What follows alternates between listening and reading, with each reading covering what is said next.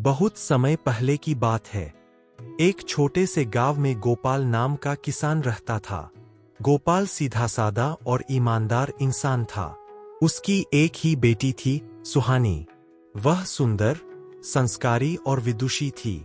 जब सुहानी विवाह योग्य हुई तो गोपाल को उसकी शादी की चिंता सताने लगी। गांव में प्रथा थी कि कन्यादान बिना गाय दान के अधूरा माना जाता था। लेकिन गोपाल इतना गरीब था कि उसके पास दान देने लायक एक गाय भी नहीं थी। लोग मजाक उड़ाते और कहते, गोपाल अपनी बेटी का कन्यादान कैसे करेगा। गोपाल ने ठान लिया कि चाहे जो हो, बेटी का विवाह आदर्श रूप से ही करेगा। शादी का दिन आया। पूरा गांव बारात देखने जुटा।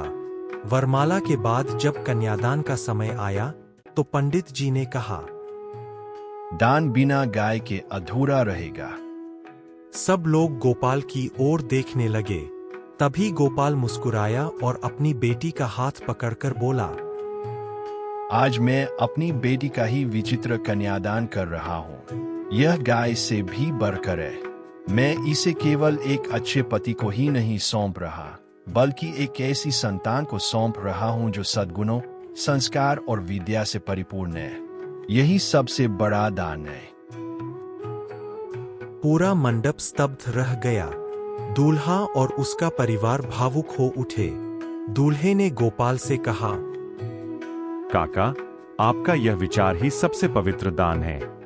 हमें गाय की आवश्यकता नहीं, आपकी बेटी का संस्कार ही सबसे बड़ा धन है।